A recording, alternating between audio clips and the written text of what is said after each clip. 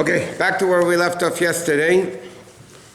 Okay, so we're discussing that if somebody is born cesarean. It's interesting. There's a thesis in Avodah Zarah that says, why is it called, in Hebrew it's called Kesar, Kuf Yud Samach Reish, because the Caesar is the English for the word Kesar.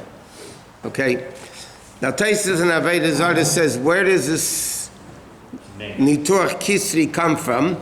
So it says there was a, here. The Malchus Remi had a king whose mother died when he was born, and they opened up her stomach to take out the baby, and that ended up to be Caesar. And therefore all the kings were called Caesar. So therefore, because he was born that way, one of the originals, so to speak, so they called that type of delivery called Caesar, or Kesar. Niturch Kisri, it's called in halacha. It's interesting where it comes from.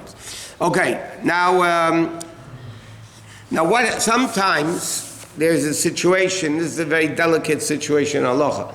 Sometimes a baby is having a hard time coming out, so the doctors actually go into the womb with I don't know what you call them, machshirim, utensils, forceps, something to pull out the baby. So then, according to halacha, that's not called a firstborn baby. Why? Because it's not coming out directly from the womb without something separating between the baby and the womb. It's not actually coming out. It's not called peterechem. If the doctor uses his hands to go in, that's not a problem. Or if the baby's head came out a little bit, it crowned, as it's called, and then they use tools to continue taking the baby out, then it's still a firstborn. But if the tools went into the womb to take out the baby, then it doesn't have a din of a firstborn. Just like the case in the Gemara? Some people say, there's some halachic between two opinions. Therefore, the din is you do opinion about without a bracha. What? Just like the case in the Gemara, you're talking about the female was enclosed in the male and it came out. The what? The female cow was covering the male cow when they were born. You remember that? I don't remember that. Okay, anyway. Okay, so in that case, because it's two opinions in halacha, it's called a b'chor because there's something in between. But if he uses his hands, or once the baby's head comes out, then it's called peterach. What? You're talking in case they're twins? No. Why should it be twins? So he's not considered. So the second child is considered the first one. No. Let's say, well, first of all, there's two opinions. So the halacha is to do opinion about without a bracha. But the next kid won't be a firstborn, because it's not the firstborn from the womb. So why if you don't? Because it is something separating. I'll give you an example. So he's not firstborn, so somebody has to come first. I'll give you an example. You have, you can have a few examples of this in halacha. You're not allowed to eat anything not kosher, right? So what happens if somebody, it's only in case of medicinal purposes, but what happens if somebody technically eats something that's not kosher, they wrap it in a napkin, and they swallow it that way? Now, halachically, if it doesn't go down the throat, the treif, then it's not called that you ate treif. Then technically, I know we're going off topic. If somebody has, God forbid, a feeding tube, into the stomach, I'm not talking about kabbalistically, I'm talking halacha, that food does not have to be kosher. Because the problem is eating kosher food, not having kosher food in your stomach. So if somebody swallows food without it touching the throat on the way down, then it's not called, because there's a separation between the treif and the throat. So the throat is not eating treif. There's something separated. In fact, there's a question by, in the Gemara it talks about a saita, but it's in Birch and also. A saita has to drink the waters, the bitter waters, whatever. So the Gemara asks the question, what happens if she drinks with a straw? So then it's not actually going in her mouth, it's going in the straw, And Rashi says over there, especially in the Gemara Siv, and Rashi in Saita says, what is a sieve? A hollow thing that you drink the way kids drink. Rashi says that's the way kids used to drink with a straw. So because of that Gemara, somebody asks a question, halacha, if somebody drinks soda with a straw, do you make a bracha or not? But the answer is you definitely do make a bracha on drinking from a straw.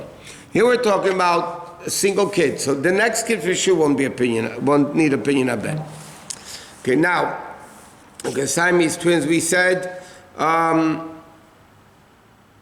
Okay, now, the next interesting shayla. What happens if the woman became pregnant outside of the womb? Okay, you can have in vitro fertilization, that they fertilize the eggs. They take the eggs from the mother, the sperm from the father, they fertilize it outside of the mother, and then they put it back into her. So now is that called actually, because it happened out the fertilization of it was, she became pregnant outside of the womb, so then it's a big question in halacha if she needs Pidyon Haben or not. So it says, but the second baby, the next one, that was fertilized within the mother, would need a Pidyon Haben. Yeah, the second one would. Because the first one's not, she wasn't pregnant with the kid. In other words, it's a whole... Isn't it Isn't it the one that opens the womb? Yeah, but it's not considered pregnancy. Because it became pregnant in a test tube. There's the one after is definitely Peterach. Then with the surrogate mother, with that same concept. Well, same question by surrogate mother. What happens? One second. I know where your question is going, so let's leave it a minute. What happens? He talks about it, but this sefer was written a while ago. They're not up to date with these issues. Basically, a surrogate mother. Okay, you take the eggs from one woman, fertilize them, then you implant them in another woman, and she's having the baby now. So would that call the firstborn? No. Let's say she didn't have a baby, the surrogate carrying mother. Let's say she didn't have a baby until now. Yeah? And now she's having a baby, but the baby is not pregnant within her. They came pregnant, and then they transplanted that fertilized baby into the thing. So they write Tzarachi, and it's a whole question, because the question is, who is halachically the mother of the baby? The egg donor, the sperm. If the egg donor is the mother, this kid definitely doesn't need a Pidyon Haben. The next one probably wouldn't need a Pidyon Haben based on the din we said before. The second one would need a Pidyon. Yes, what is your question? Let me hear. Vegetable grown hydroponically. I don't know. We're not learning about vegetables grown. No, in water. I know in water. I know, but we're not learning that now. Doesn't it say the Peter Rechem? Doesn't that translate as the one? Yeah, but it has to be pregnant within the mother to be able to have a Peter Rechem. She was pregnant. No, it wasn't. She didn't become pregnant within the woman. She's pregnant now. It doesn't matter. That's what they're writing. The pregnancy has to be within the mother, and they say because it became pregnant in the tubes, there's no thing to think that the kid afterwards that there's no doubt that the kid afterwards, even if they took the kid out Peter Rechem, because it wasn't formed in the Rechem, in the womb, so therefore even though they took it out of the womb, it's still not called Peter Rechem. Peter Rechem means it became pregnant, it became fertilized within the womb, not outside of the womb. So then you'd have all those halachic shilos anyway with, there's bigger shilos than if you need a Pidyon Haben or not. Much bigger shilos than that. Okay, next din is like this. We discussed the other day that children of Kohanim and Leviim don't need to do Pidyon Haben.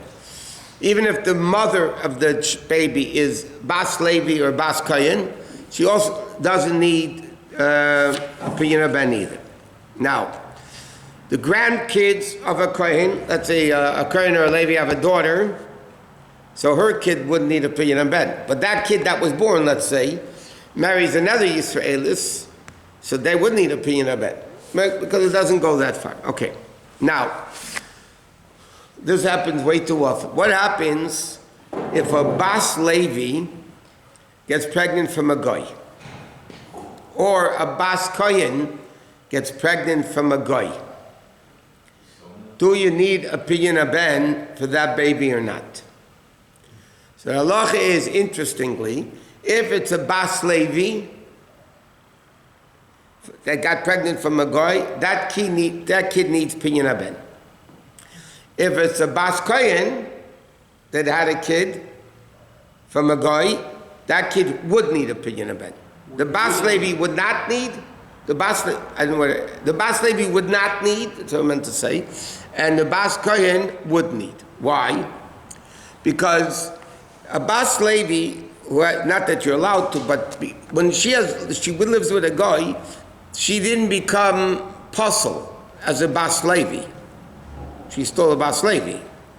Okay, we had forbidden relations. But a Bas Kohen had relation with a guy. She's not a Bas Kohen anymore. She became a Chalola. She became puzzle as a Kohuna.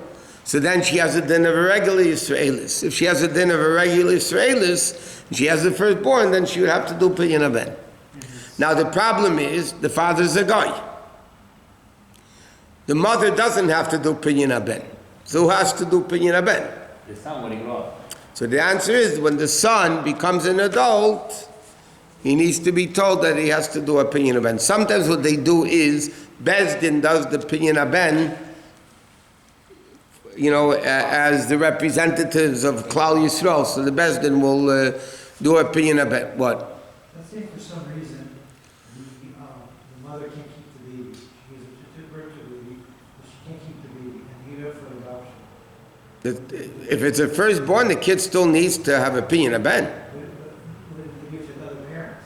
What? The kid is given to other parents. Yeah, but the biological parents have the obligation, the biological father has an obligation to do a Pidyon Ben. And if that kid becomes adult, bar mitzvah, then he would have to do it himself. What? If it was a Bas Kohen, it was a case of rape. Still becomes an Chalala. She was a halal? Yeah. Bas Kohen, even if it's Oinus, is also Labaila. If it's Eishes Kohen, whatever. Okay, So if she's married. yeah, but so she becomes Psula anyway. Just like Eishes Kohen still becomes Psula. Now, what happens? What happens if a single girl got pregnant from a guy? Okay, so then the kid still needs an Pidyon Ben again, but the father is a guy. The biological father is a guy. So when the kid becomes bar mitzvah, he's going to have to do a bris on himself. What happens if somebody's a mamzer, but is still a firstborn to the mother? Okay, a married woman has relations with outside the marriage, and she gets pregnant not from the father of not from the husband, but from the guy. So then the kid's a mamzer, but still needs a Pidyon Ben. It's still firstborn to a mother. Doesn't matter if the kid's a mamzer or not. A mamzer is a full-fledged Jew in all aspects of Torah and mitzvahs. The only thing a mamzer can do is get married to a Jewish woman. But he's a mamzer. He's still a full-fledged Jew, 100% Jew. What? A married woman, she's separate from the man, she has a relationship with somebody else, has a child, but then she goes back to her original husband. So she's not allowed to. She's not allowed to go back. Right. And she's not allowed to marry the guy she had relations with either. Oh, really? Yeah, but the kid's a mamzer. It's still a mamzer. Kid's not. Even though at the time she was not married, she was... What do you mean she married? Until she has a get, she's married. I see. Just because they separated doesn't mean she's not married anymore. Halachically, let's say, whatever, parents split. Okay, they're planning to get a get, whatever, whatever. She's still a married woman until the husband dies or gives a get. To the extent, let's say they're in a bloody fight, but they never got a get. And then the husband dies. She has to sit shiva. Or if she dies, the husband has to sit. They're still married. They're 100% halachically married just because they don't talk to each other and they're separated for 20 years, but until she gets a get, she's still married. And therefore, she would still need a get, and the kid would be a mamzer, and they would have to sit shiva, and all the laws of that stuff would apply. If she's married and the husband cannot get her pregnant, and she's, let's say, go to the place to get the sperm is the kid going to be a mamzer? If it was not with intimacy, it was in vitroized, kid's not a mamzer according to most opinions. There are opinions that kid's a mamzer. We paskin this. Today, the paskin is not a mamzer. No. Machat shin zona mesma mechav eva mein kim shvlag al teira bkhanam kashem et.